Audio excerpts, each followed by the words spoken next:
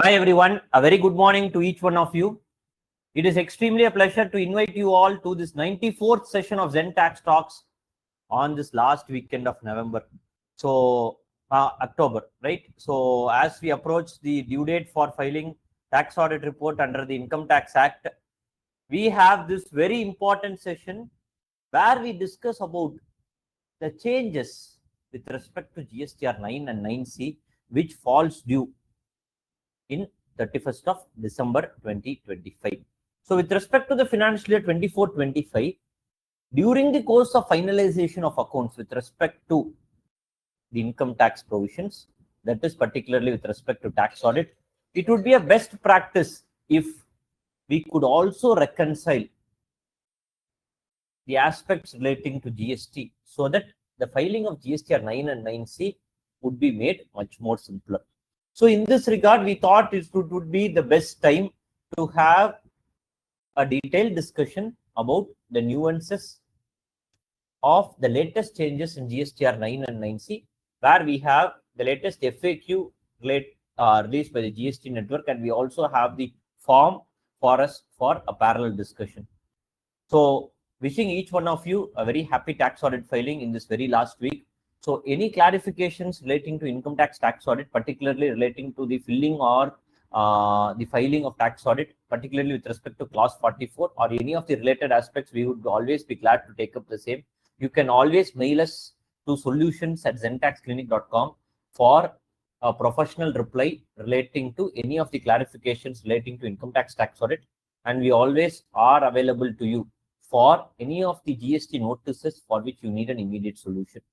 So here we have with us CA Divya Prabha to explain to us about the latest changes brought about with respect to GSTR 9 and 9C, and also taking us through some of the latest and important case laws at this 94th session of Zen Tax Talks. So over to you, Divya Prabha, for a detailed deliberation, please. Thank you. Good morning, everybody. Welcome to the 94th session of Zen Tax Talks.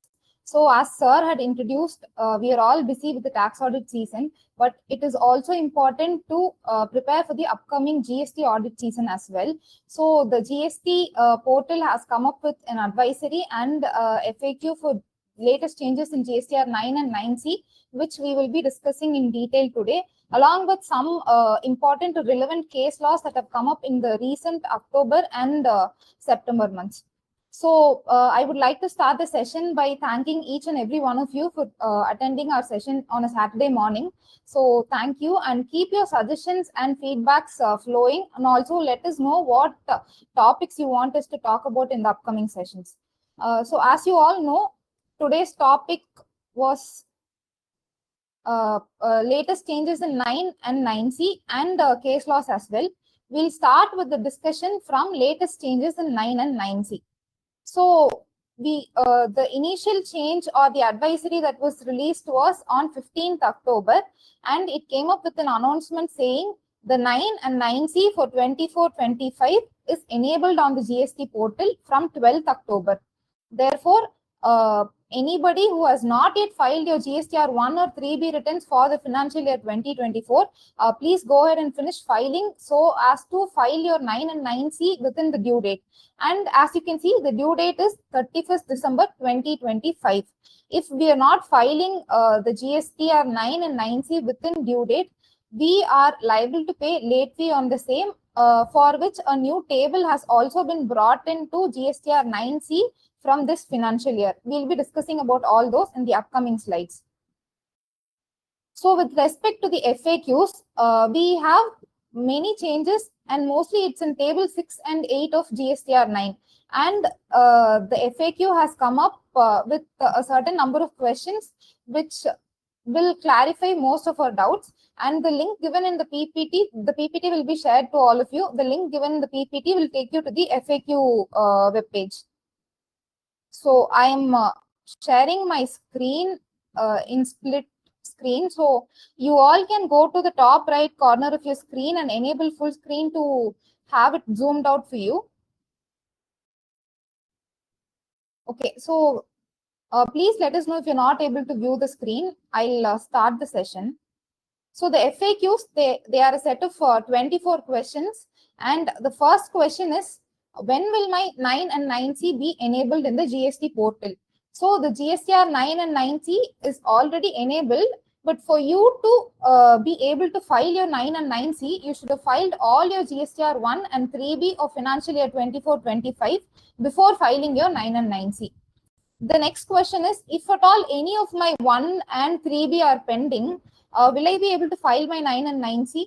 No, you won't be able to file your 9 and 9C because most of the data, like the outward supply data in table 4 and 5, the ITC data in table 6, 8, and the tax paid data in table 9 are auto-populated from returns like 1, 3B, and 2B or 2A. Therefore, for you to file a proper 9 and 9C, you have to file all the GSTR 1 and 3B returns. It is mandatory to file all your 1 and 3B returns before even you get the chance to file your 9 9C.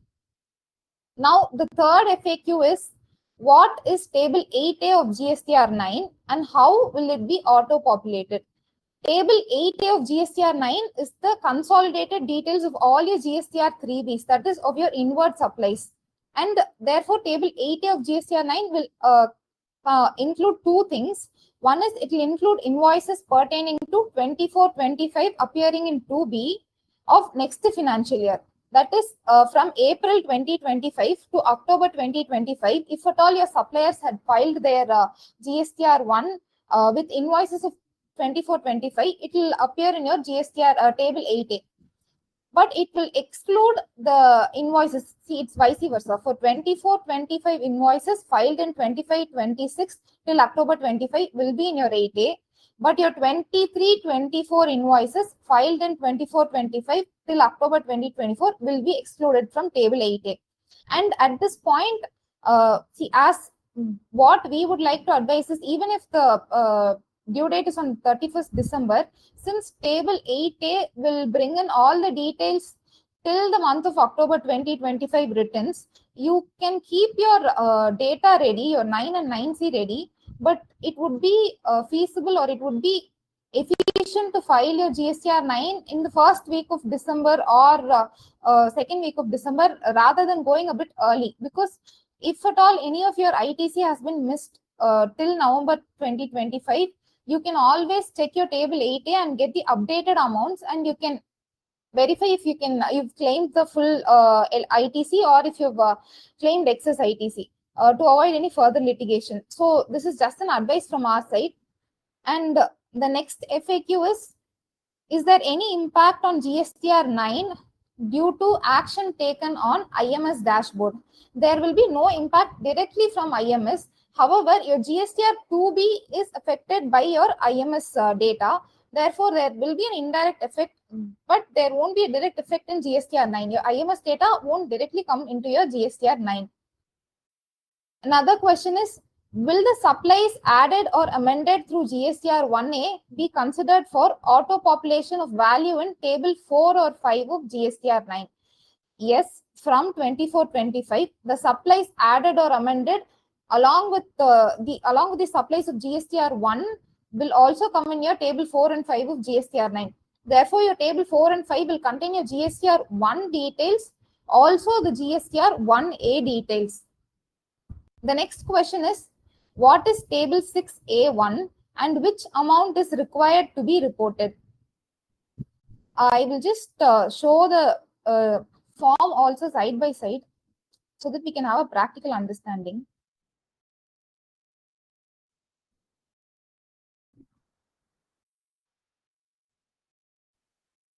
So this is our table 6A of GSTR 9.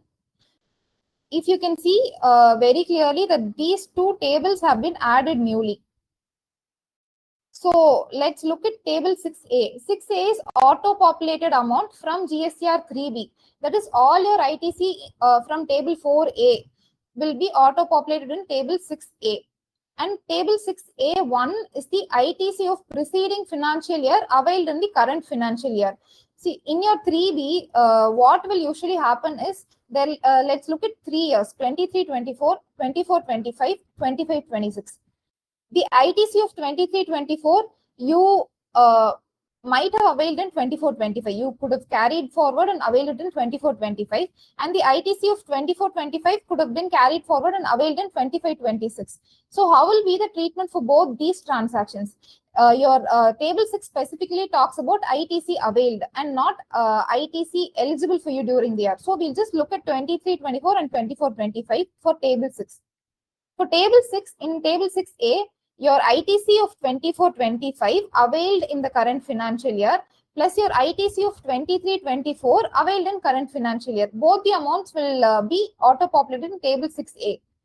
But in table 6A1, the amount of ITC of 23-24 availed in current financial year will have to be shown.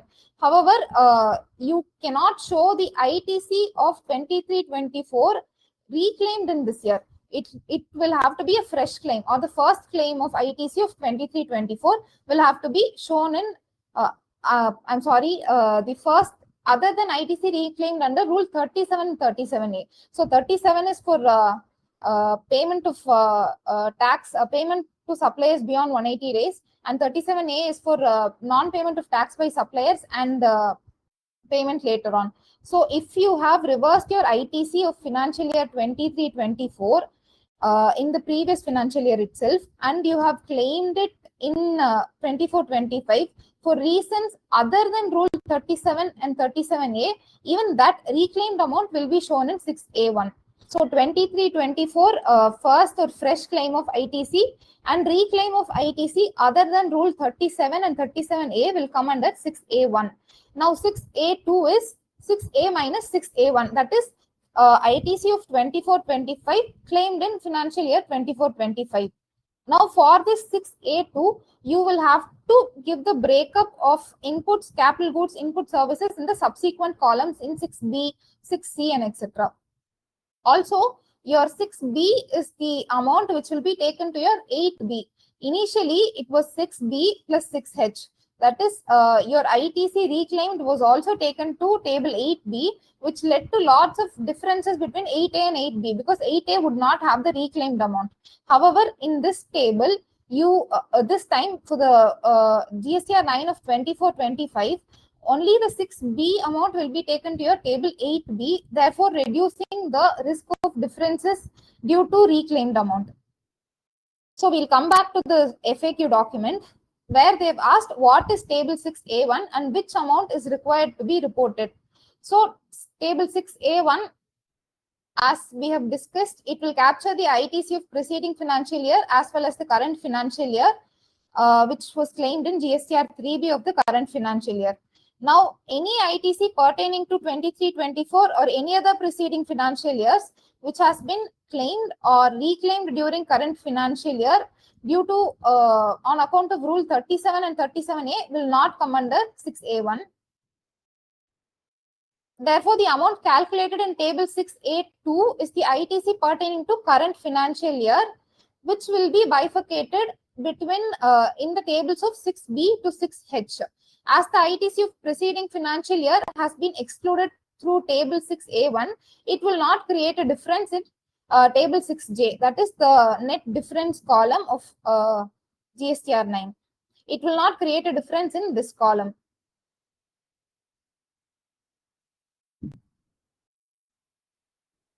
So simple table representation of table 6A1 is over here. 6A1, it captures the total ITC availed during financial year 24-25 as per 3B, and the reporting requirement is total ITC claimed in 3B for financial year 24-25. So it includes ITC of both current as well as previous financial year. Now 6A1 captures the ITC of preceding financial year which was claimed in current financial year, and it reports only ITC of 23-24 claimed in 24-25, and this ensures separation of prior year ITC which has been claimed in the later years. Now, what should be excluded from 6A1 is specifically ITC reclaimed on account of Rule 37 or 37A of financial year 23-24 will have to be excluded from table 6A1. Now, table 6A2, as we saw, it is just 6A minus 6A1. And due to this bifurcation of 6A1 and 6A, there is a chance of there is less risk of differences coming up in table 6J. Now coming to the next FAQ, how the value of ITC will be reported if ITC pertaining to 24-25 has been claimed, reversed and reclaimed in the same financial year 24-25. We will look at it through a simple tabular representation. Okay. So in this case, the claiming, the reversal and the reclaiming has all happened in the same financial year. That is in the current financial year of 24-25. So what would we do? The original ITC claim, that is ITC claimed in GSTR 3B, will be reported in table 6B. That is, it will be there in your table 6A. You will be providing a bifurcation in your table 6B. So report the fully claimed amount in your table 6B. Now, where will you report the ITC reversal? You will report it in table 7 from the tables of 7A to 7H. So this table will have ITC reversal. What will happen to ITC reclaimed? This will be reported in your table 6H of the same financial year. So we'll look at it in the form also. So the original claim of ITC would anyways be there in your table 6A because it auto-populates the ITC claimed in your 3B. Now the ITC that you've reversed, now this ITC that was originally claimed, you please provide a breakup for the same in table 6B. And the ITC that you've reversed, go to table 7 and report under the appropriate table. As per the appropriate rules, report the ITC reversed. And what will happen to the ITC reclaimed? You once again go back to table 6H and you report the ITC reclaimed in table 6H. Amount of ITC reclaimed under the provisions of the Act. This is the treatment for financial year 24-25. Let's look at some examples. Let's say the first reversal happened due to non-payment to supplier within 180 days. Now the ITC was claimed in April 2024. It was reversed in October 2024, and they've paid the ITC to the made the payment to the supplier, and therefore they are eligible to reclaim the ITC which has been reclaimed in March 2025. Now the amount is 100 rupees. How are we going to show it in the GSTR 9 of financial year 2024 is the original claim. It will be there in 6A. You provide a bifurcation for the same in table 6B. Now the reversal part of it of rupees 100 will have to be shown under table 7A, and the reclaimed part of it will have to be shown under table 6H.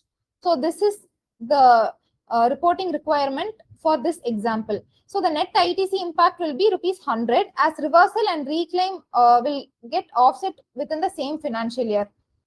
Table 6A will show 200 due to auto population, but then the net ITC impact will be rupees 100 only. Now this is example 2 where you are reversing the ITC due to non-receipt of goods. Now the ITC was claimed in April 2024, reversed in the same month because you've not received the goods. Therefore, you're reversing it in the same month. You are reclaiming it in May 2024 because you've received the goods on 4th May 2024. Therefore, for the initial claim, that is for the 100 rupees, which will be there in your 6A, that is the 100, and the reclaimed 100 will also be there in your 6A. And the initial claim 100, you'll show it in your 6B.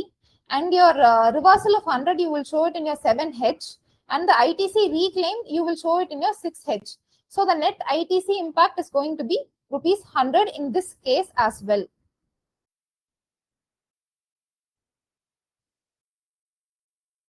We saw that case where the claim, reversal and reclaim happens in the same financial year.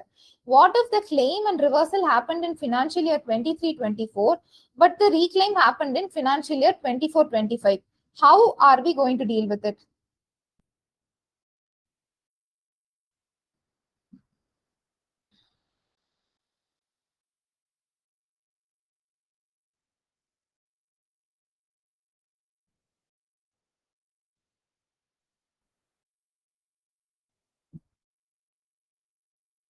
Okay, so the ITC pertaining to preceding financial year 23-24, which has been claimed or reclaimed in this financial year for any reason other than 37 or 37A will come under 6A1.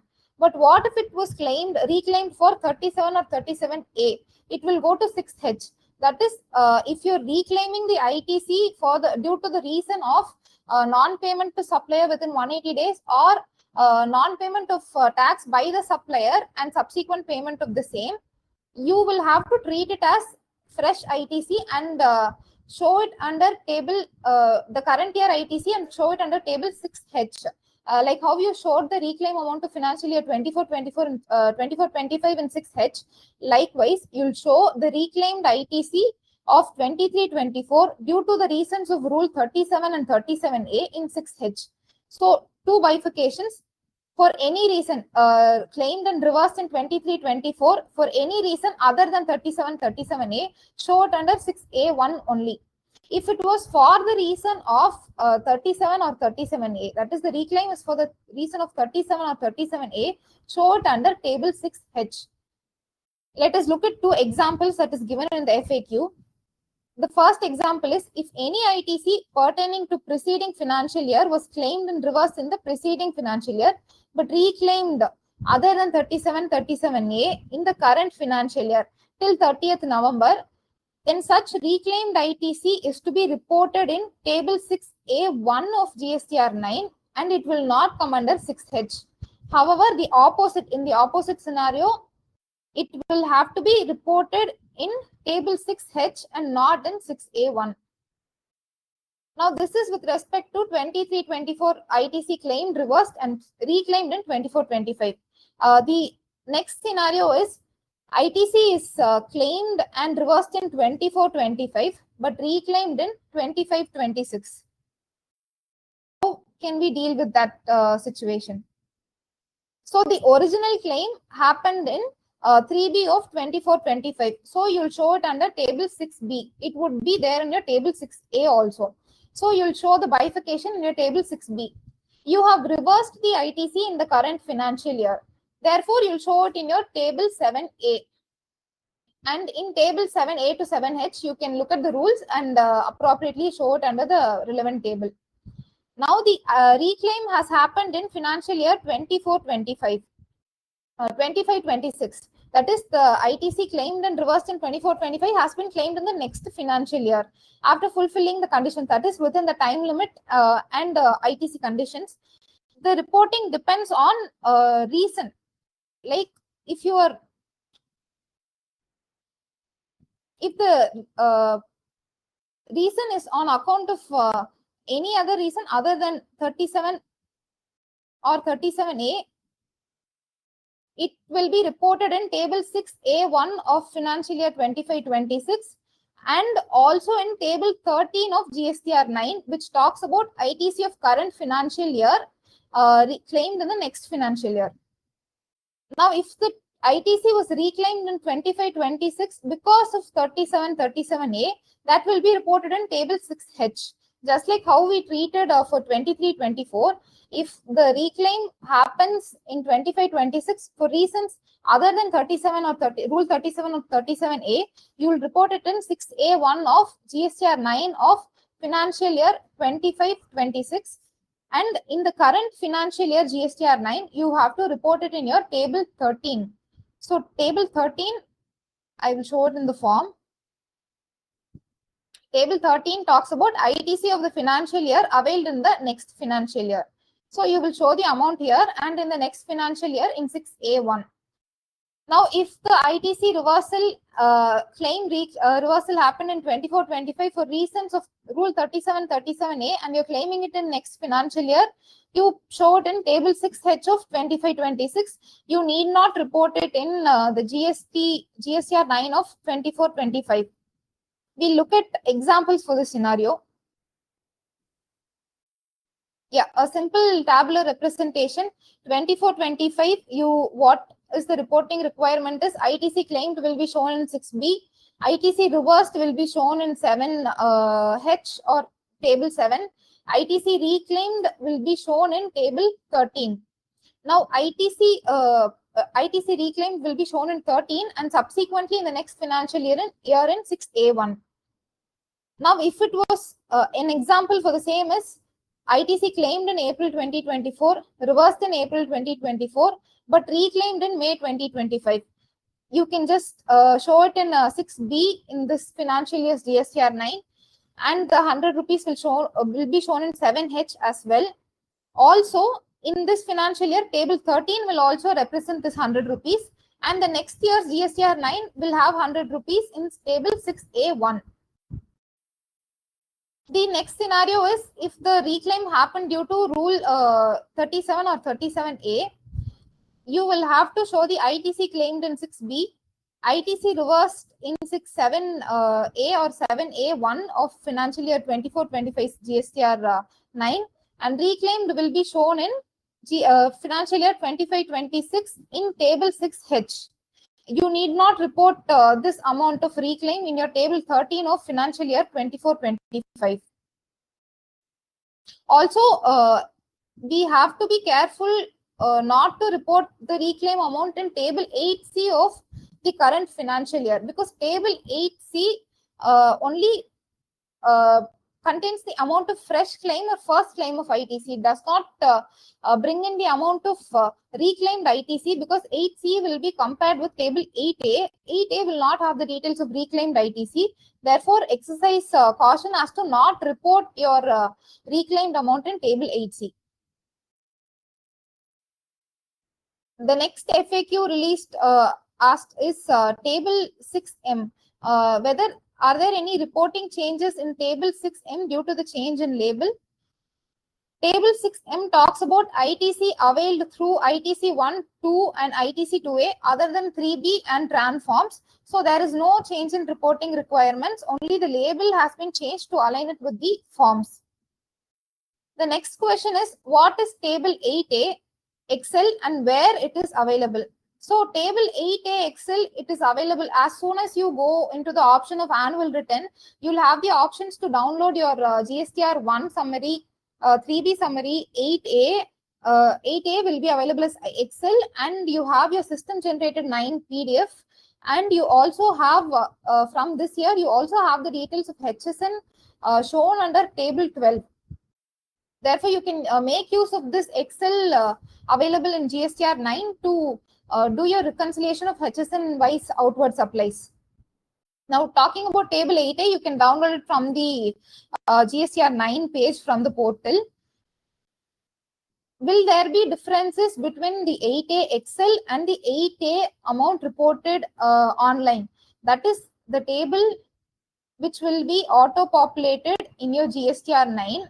Will there be difference between this amount and your 8A Excel? Yes, there are going to be differences, and the differences are going to be for the following reasons. The reasons could be outward supplies covered under reverse charge mechanism. It will appear in your table 8A Excel, but it will not appear in the table 8A online, because the table 8A considers only inward supplies eligible for ITC for the recipient. Now, what happens to, there will be difference due to the outward supplies originally reported under normal charge and later amended to reverse charge. So in Excel, it will be there under both B2B and B2BA sections, but in your table on 8A table online, it will not be available. The next one is change in place of supply. Initially IGST was reported, but later on it was amended to CGST and SGST due to intrastate correction.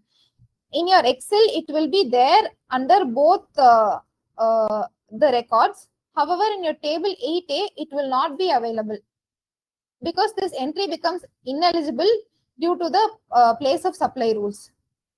Your next scenario is outward supplies amended from financial year 24-25 to 25-26. In your table 8A Excel, it will be available, but in your table online, it will not be available, because amendment shifts the transaction to the next financial year, but Excel still shows the data due to extraction logic. Online 8A will only have the eligible ITC for you. Now, if the outward supply of 25-26 was amended to a prior date, that is in 24-25. It will be available in both 8A and in your 8A online, 8A Excel and your 8A online. The next FAQ is regarding when any amendment is made by my supplier in GSTR 1A, IFF, will it be reflected or auto-populated in my table 8A? Yes, all your amendments in GSTR, any amendment in GSTR 1A or IFF by your suppliers will be auto-populated in table 8A, provided the supply pertains to 24-25. And it should also be within the time limits to report such supplies. So let's look at example 1. Invoice dated 30th March 2025 was initially added in April 2025 GSTR 1. As this was eligible record for 24-25, it will appear in table 8A of GSTR 9. Now the supplier went and amended this one for the month of May 2025 by shifting it to the next financial year. So after amending this invoice, it belongs to 25-26. Therefore, in your online 8A, it will not be there. However, this will continue to appear in the 8A Excel that you have downloaded from the GSTR 9 page. And vice versa for the scenario of for the opposite scenario, that is, if 25-26 invoices have been preponed to 24-25, the record will be auto-populated in 8A Excel and online table. Both will contain the details. Example 2 is original invoice was added in 1 for January 2025 with 100, but it was subsequently amended to 120 in February 2025. After amending the value, table 8A online will only show you 120 rupees, but the table 8A Excel will contain both 120 as well as 100. So both the details will be there available in the Excel. However, only the eligible amount will come in your table 8A online. Example 3 is Mr. A is registered in Maharashtra, has issued invoice with IGST to Mr. B in the GSTR 1 for Jan 2025. This was eligible for 24-25, so it appeared in both Excel and online formats of table 8A. Now the supplier went ahead and changed the place of supply by levying CGST SGST. So after amending the place, the amended record becomes ineligible ITC, and this belongs to 2024. So it will appear in table 8A Excel, but it will not be reflected in your table 8A online.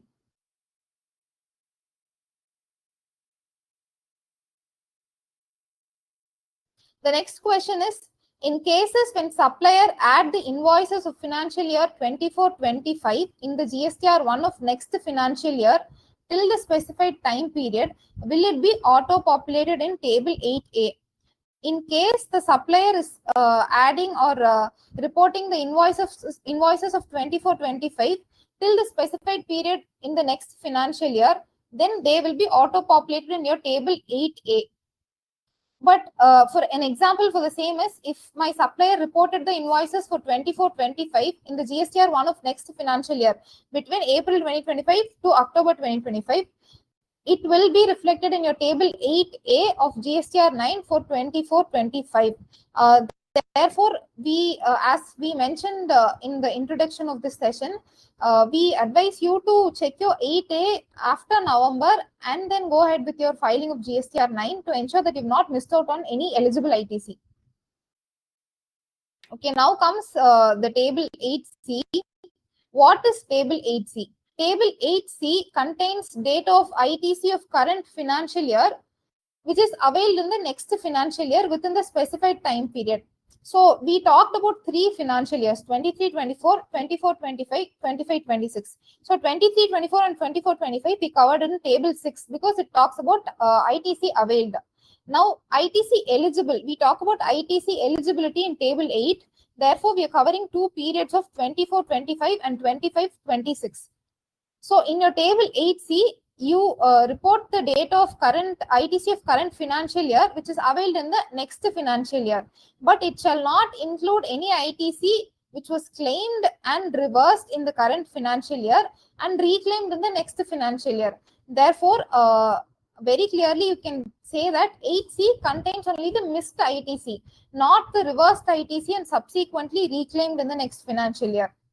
Because the reclaimed ITC data will not be reflected in your table 8A, because table 8A and 8C are compared in 8D. Therefore, please exercise caution as to not report your ITC reclaimed amount in table 8C.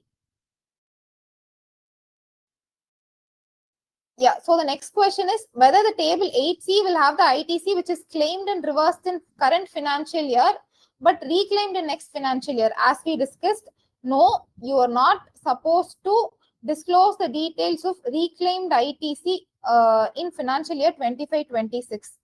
An example for the same is Mr. A has claimed the ITC in the month of March 2025 and reversed the same in the same month, March 2025. But then he has reclaimed it in April 2025. Now the data of claim will go to table 6B. The data of reversal will go to table 7H. And the data of reclaim will not be added to your table 8C. Mr. A will report this table 8A will have the corresponding ITC, and also the table 8A, 8B will be auto-populated from table 6B of GSTR 9 for financial year 24-25. Now this reclaimed ITC, we will have to check the rules of if it was reclaimed for rules for other than rules 37 or 37A, then you will go report it in table 6A1 of next financial year. If it was for 37 or 37, due to the reasons of rule 37 or 37A, you will report it in table 6H of the next financial year. Therefore, don't bring it under table 8C here. Now, as a result of this, there will be no difference in table 8D. It means ITC which is reclaimed in the next financial year should not be reported here to avoid the mismatch in table 8D, which gives a comparison between your 2A, your ITC claimed in the current financial year, pertaining to current financial year claimed in current financial year, and pertaining to current financial year claimed in next financial year. Now the next question talks about the scenarios where you have to report, when do you have to report the ITC in table 8C. There are two scenarios. One is ITC pertaining to 24-25 is appearing in your 2B of 24-25 itself. It's also auto-populated in 8A, but you have not claimed it in the current financial year. Therefore, you report such amount which is claimed in the next financial year in table 8C. Now the next scenario could be the supplies pertaining to 24-25 was not reported by your supplier in the GSTR 1 of 24-25, and it was reported in April 2025 to October 2025 GSTR 1, which will also be reflected in your table 80 of the current financial year. Therefore, this amount shall also be reported in table 8C. Not just the data that you have with you, you have to check your table 8A and you have to reconcile as to what are the ITCs pertaining to current financial years that I have reclaimed in the next financial year. So please, you can always wait till November end to check your table 8A to be able to do such reconciliation and report the correct data. The first example is Mr. A has purchased the goods in the month of Jan 2025, but he did not claim the ITC in Jan 2025, but he claimed it in May 2025. So what will happen is the ITC details will come in table 8A. What we'll do is we'll report this ITC in table 8C. It won't be there in your GSTR 3B, so it won't be reflected in your table 8B as well. Because 6B brings in the details of ITC claimed in your GSTR 3B, and that is directly brought into table 8B. Therefore, this data of 24-25, which is reclaimed in the next financial year, will come in table 8C and also table 13 of GSTR 9, because it is ITC of current financial year claimed in next financial year. So 8C and 13 will also have to be taken care of to ensure that there is no mismatch between those two. Now the next scenario is the supplier has not reported the invoice. It was the financial year 24-25 sales was reported by them in their April 2025 GSTR 1. Recipient has claimed it in April 2025 only. Therefore, that amount of ITC will also be brought into table 8C as well as table 13. Now the next question is, will the label changes for table 8B and delinking of table 6H from table 8B in the auto population create any difference in table 8D? From financial year 24-25, table 8B will only bring in the details of table 6B. It will not bring in the details of table 6H, that is the ITC reclaimed.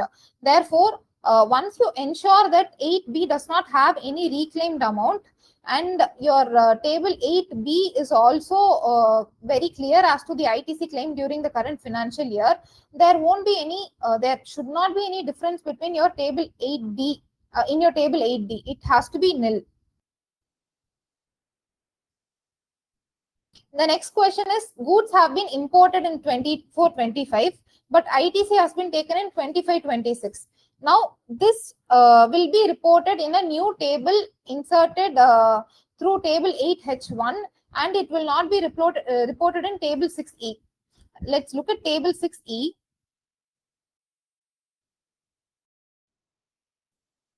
Table 6E talks about import of goods, and table 8H1 talks about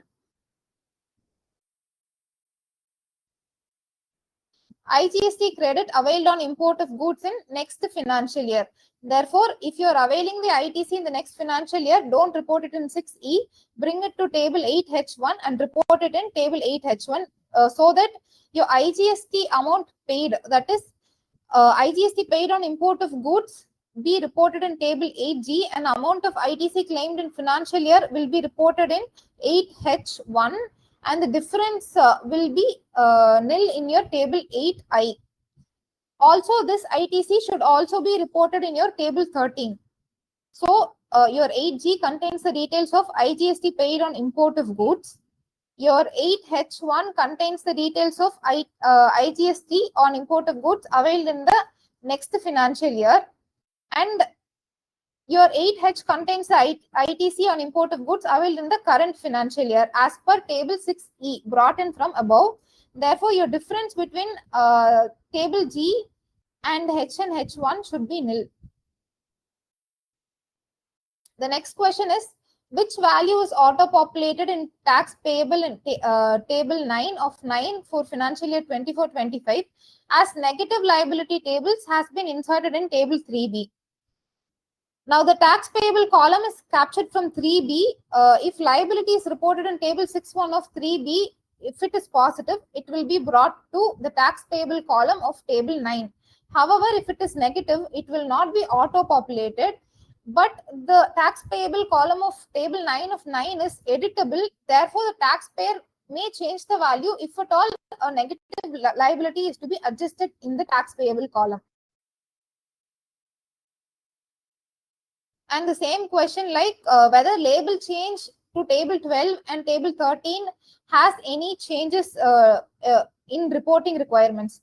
So table 12 captures the details of ITC of the financial year reversed in the next financial year.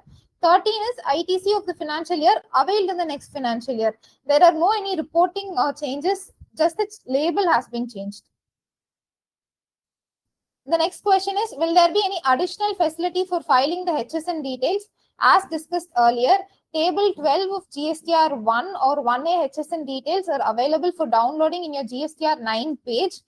So you can use the option. You will have the invoice, you will have the detailed list of HSN disclosures that you've made. Also the monthly details of the HSN disclosures that you've made. You can always make use of this and report your HSN requirements in table 17.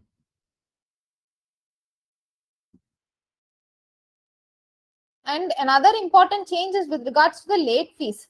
As I had spoken about it in the starting of the session, how are the late fees for 9 and 9C calculated, especially for 9C for financial year 24-25?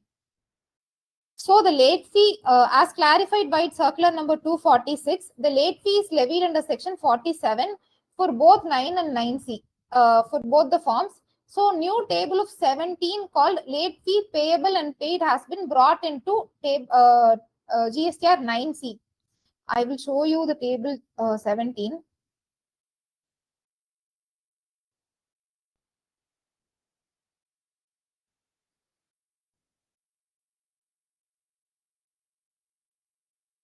You have the details of part 5 and you have the details of late fee in this table. So how will the late fee be calculated is, it shall be leviable for the period starting from the due date of furnishing the annual return till the date of filing 9. For 9, it is from the due date till the date of filing 9. But for 9C, it will be calculated from the date of filing 9 or annual return, whichever is later, till the date of filing 9C. These late fees will be auto-calculated by the system based on the filing of 9 and 9C. Let's look at examples. The first example is the GSTR 9 was filed on 25th September and 9C was filed on 7th January. No late fee is leviable for GSTR 9 because it was filed before 31st December. However, late fee is leviable for 7 days for GSTR 9C because the date of filing of 9 or the annual due date for filing 9, whichever is later. So the later date is 31st December. 9C was filed on 7th January. So period of 7 days is taken for calculating the late fee for 9C. In the next scenario, both GSTR 9 and 9C has been filed after the due date. 9 is filed on 5th January, 9C is filed on 7th January. So the late fee for 9 will be calculated for 5 days from that is from 31st December till 5th January. But the late fee for GSTR 9C will be calculated for only 2 days. That is the filing of GSTR 9 or the due date for filing of GSTR 9, whichever is later. So the later date here is 5th January 2026. So the late fee will be for 2 days for GSTR 9C. And the final question in the FAQ is whether the ITC reclaimed under Rule 37 or Rule 37A is to be treated as ITC of the original invoice year or of the year in which it is claimed.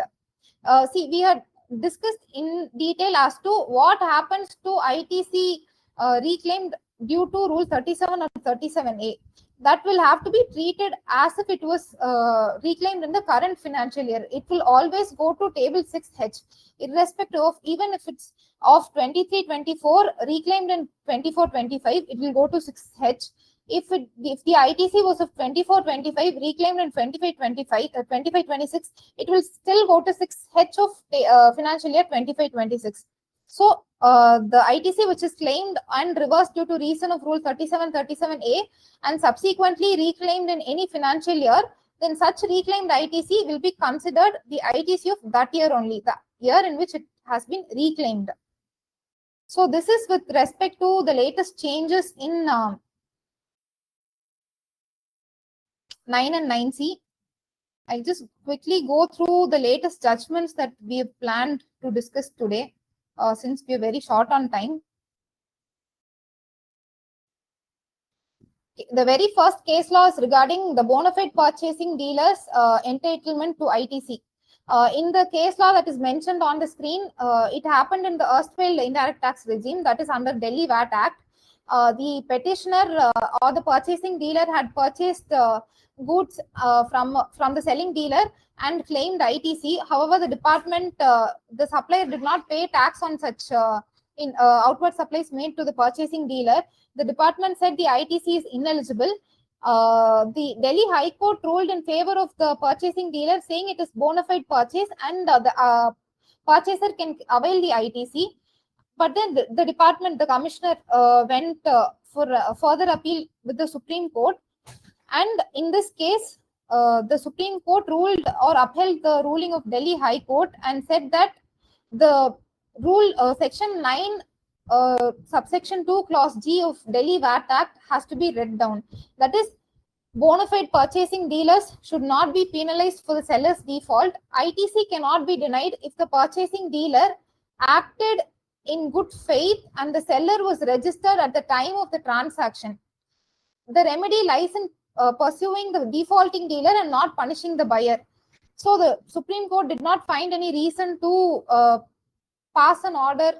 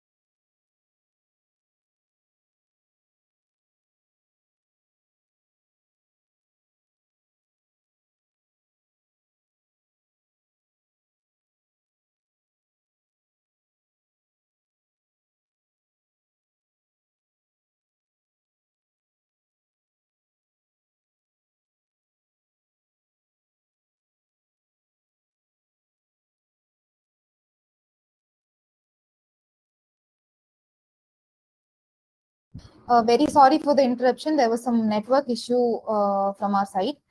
Yeah, so we'll just continue. Yes, so the Supreme Court said that the purchasing dealer should not be punished for the default of the selling dealer. Therefore, how can we use it in GST? As we all know, we have been getting notices with respect to this issue of if the supplier's registration was cancelled and if the supplier is defaulted in making payment of tax, or if they have not filed the returns. In this particular judgment, there just like how we have in GST, the rules and sections in VAT also prescribe that the ITC should be in the course or furtherance of business, and the registry payment should be made by the supplier. And the registration of the in this particular judgment, the ruling said that at the time of the transaction, the selling dealer's registration wasn't active. Therefore, there should not be any punishment for the purchasing dealer, because they had, in a bona fide belief, went into the transaction in good faith. They went into the transaction. Therefore, they should be eligible for ITC, and they should the recovery remedies should be proceeded against the selling dealer and not the purchasing dealer. How can we use it for us is, if at all, if we also have a genuine transaction and there is no default from our side, we can always quote the Supreme Court judgment if we are willing to go to further, that is till the last stage of litigation, and fight out the case. So this case can be useful and noted down for many of our litigation issues. The next relevant judgment was on 7th October by Allahabad High Court. This is with respect to e-waybill expiry due to vehicle breakdown. What happened in this case was the taxpayer had transported the goods initially in a separate vehicle. The vehicle broke down. Goods were shifted to another vehicle. Due to the transportation breakdown and the shifting to another vehicle, the time limit mentioned in the e-waybill had already expired. A new e-waybill was generated before the goods were seized.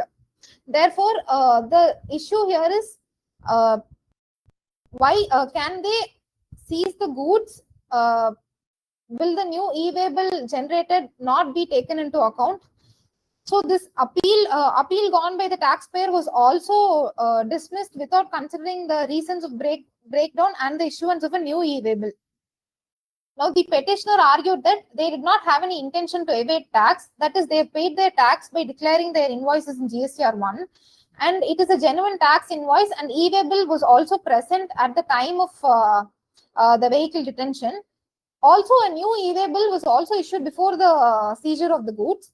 And they also cited multiple precedents, judicial precedents, to support their argument.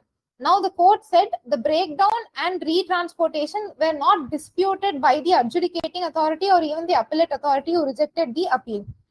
And a new e-waybill was issued before the notice or order was issued under Section 129. So, court reaffirmed that expiry of e-waybill alone does not indicate the intent to evade tax, and therefore the orders were quashed and writ petition was allowed, meaning that e-waybill expiry does not imply tax evasion. Next is an interesting case law. Have you all wondered if you can get the details or disclosures of another taxpayer's GST returns through Right to Information Act? This specific case law talks about the same. The petitioner went ahead and requested the disclosure of GSTR returns till the financial year 2023 of a firm.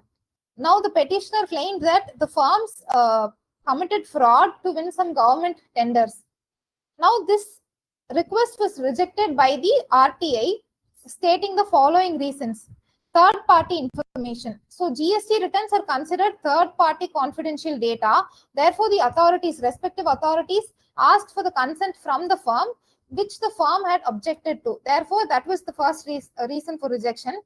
Next is privacy and confidentiality.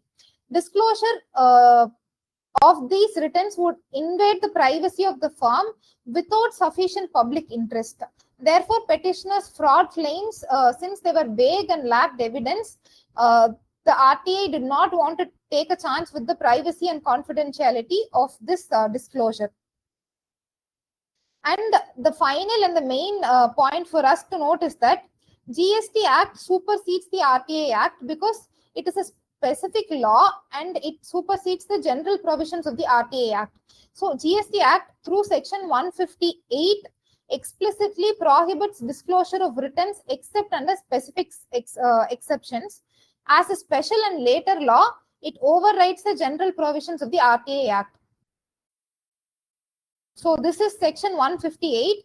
So if you read the first subsection 1 and subsection 2, it specifically says that no details, all particulars contained in any statement made, written, furnished, or accounts or documents produced in accordance with this act or in any record of any proceedings under this act shall not be disclosed, save as otherwise provided in subsection 3. Subsection 3 contains the exceptions. Now, the second subsection also talks about non-disclosure of details. So, this is section 158, due to which the petitioner's request was rejected under the RTA. The next one is with respect to Rule 86A, future blocking or negative blocking of the electronic credit ledger. In this case, the ITC of 12,84,000 was blocked for the petitioner through a provisional order or based on a belief that the credit was fraudulently availed or it was ineligible. However, at the time of blocking, the ITC balance was nil. The petitioner argued that Rule 86A is only applicable to the credit available in the electronic credit ledger at the time of the order, making the attempt to block the future credit or non-existent balance ultra vires.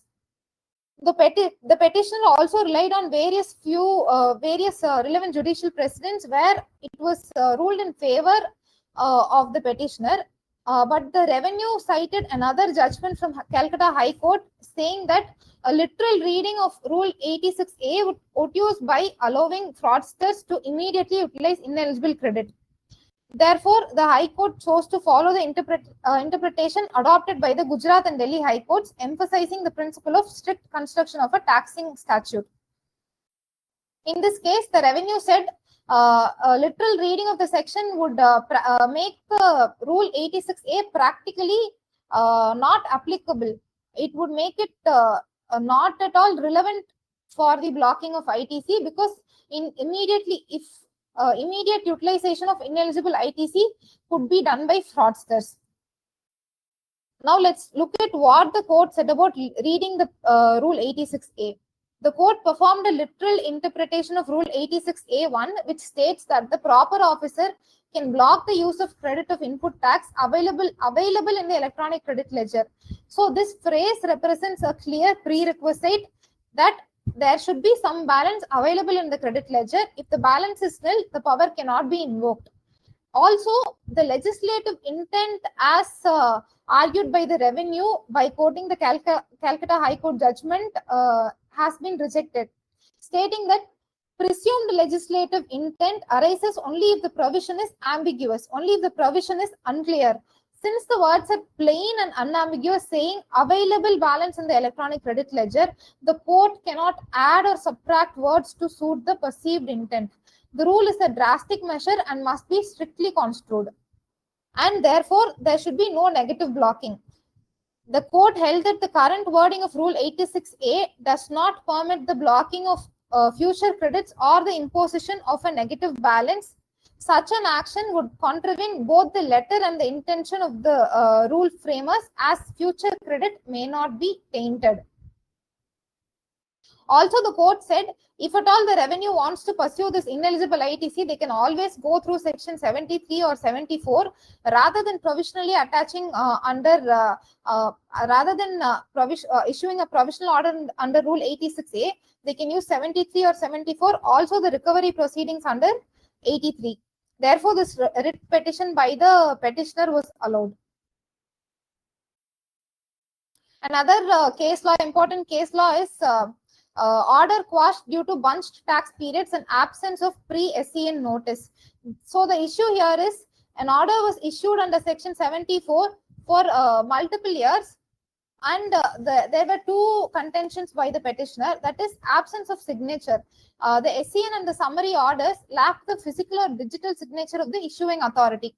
Next is a single SCN and a single composite order of assessment were issued, covering 6 different assessment years from July 17 to March 2023. Now, the signature issue was discussed as the court clarified that Rule 26 sub-rule 3 of the GST rules relating to signatures applies only to registration processes. For assessment proceedings, the presence of a unique reference number is sufficient to indicate that the document was digitally signed. In this case, the unique reference number was available. Therefore, this contention was rejected on this technical ground. Now, the composite order issue, following a binding division bench precedent, the court held that the issuance of a single common order for multiple different tax periods is impossible under the provisions of GST Act, because 73 and 74 of the GST Act imply that each tax period must be assessed independently, and Rule 142 says each demand under 73 for each tax period should have a separate notice. That is, each demand will have a separate notice, and Rule 142 says each separate notice should have a separate order. Therefore, the structure of these forms and rules presumes individual treatment of each tax period and not bundled assessments. Also, the pre-SCN notice, that is DRC 1A as per Rule 142 1A, prior to the period of 2021 was mandatory. This was also considered by the court, and the assessment order and summaries were set aside based on the DRC 1A prior to the period of 2021 and the bunching of SCN and summary orders. Yes, we've come to the end of the session. You can scan the QR code for the to get latest updates from our WhatsApp channel. Any query or clarifications, please put it in the comments section. We'll be taking up the queries in a couple of minutes.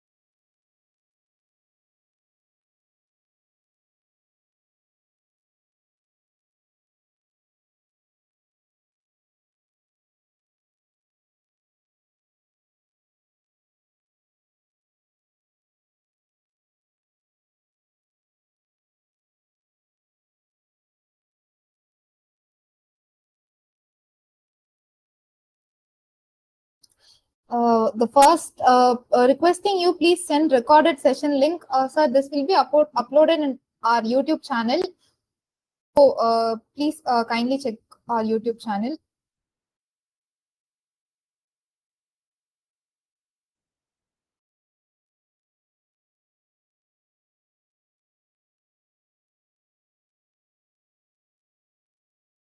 Sir, Prakash, sir, your question of annual return of current year is equal to previous year carried forward plus current period plus subsequent period brought forward. Could you please elaborate on the same? We'll clarify it.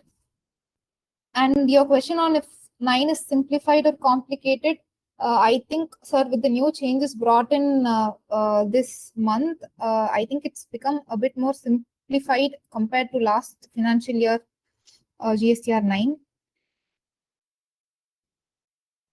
Non-payment of RCM on rent for the financial year 24-25 paid in June 2025, but GST department has raised intimation under section 74 instead of under section 73.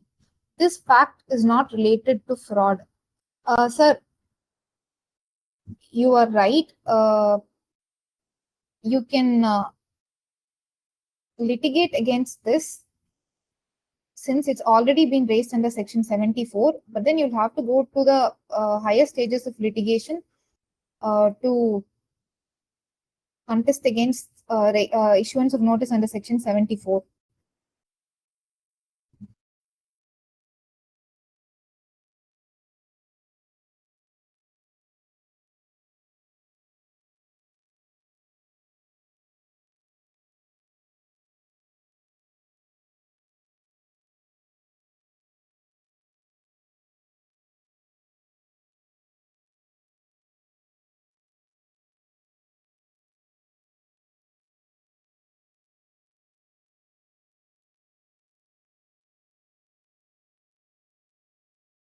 Sir, regarding the RCM on rent for under section 74, could you please recheck if the notice was issued under section 74A, because from financial year 24-25, 73 and 74 are not applicable anymore.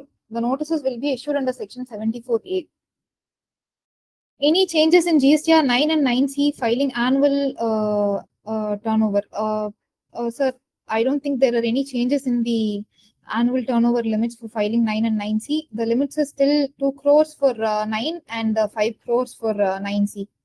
Please share the PPT link. Yes, sir, you will be receiving a mail of the PPT. WhatsApp channel link. Yes, sir, we've sent the link. A wonderful session. Thank you, sir.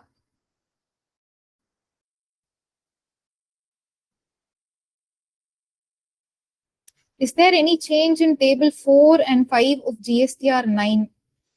Sir, there are not any specific changes in table 4 and 5 of GSTR 9.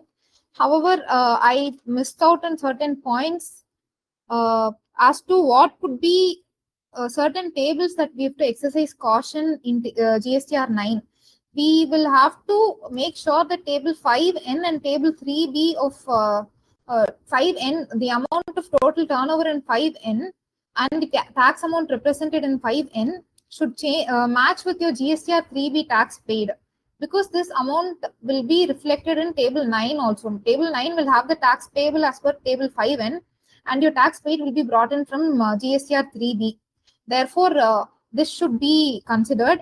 And your table 9, please make sure the tax payable amount in table 9 also brings in the RCM, tax payable under RCM, because in 5N, your RCM amount reflected in table 4G will not be accounted for. Therefore, make sure to bring in the RCM amount tax also.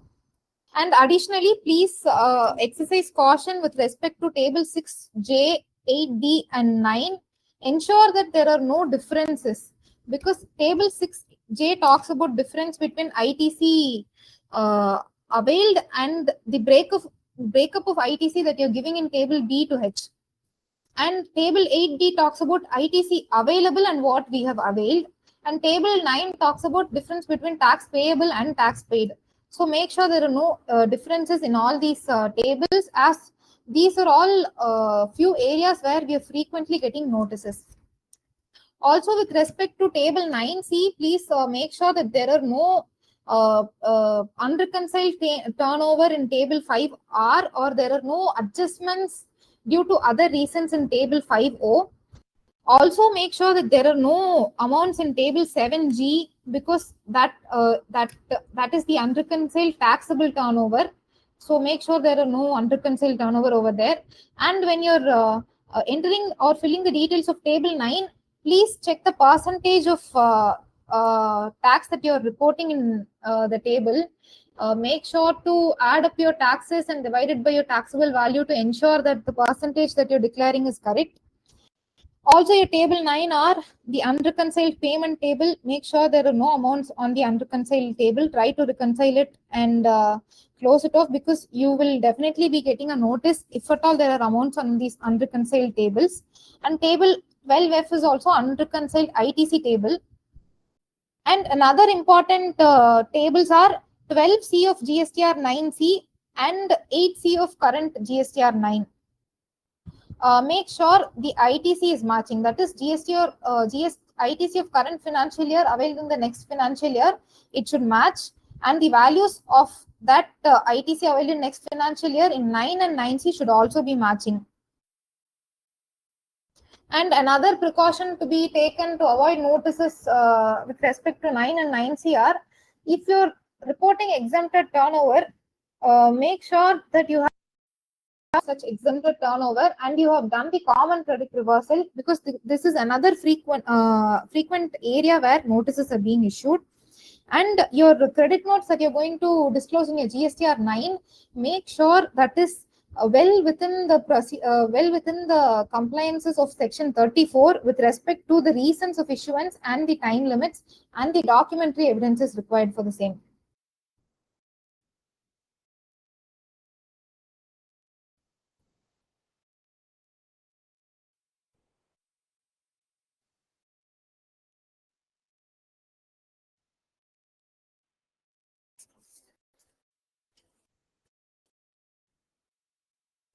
Any changes is proposed in GSTR 9C. Sir, table 17, which is new this time, it brings in the details of late fee payable versus late fee paid.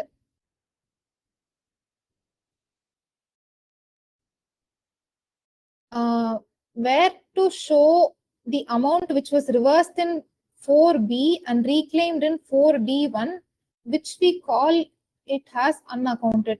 Sir, if you're talking about reversal and reclaim, it will have to go to table 6B, the amount that you've originally claimed, and the amount that you've reversed will have to go to table 7, and the amount that you're reclaiming, depending on when you're reclaiming, if it's in the same financial year, it will go to 6H. If it's in the next financial year, it will go to 6A1 of the next financial year GSTR 9.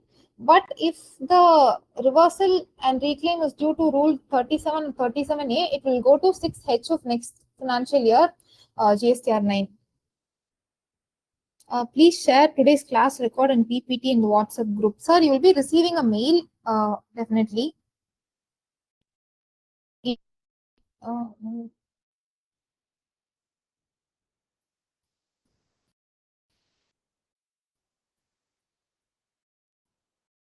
Thank you everybody for attending the session. Any further queries, please mail it to us.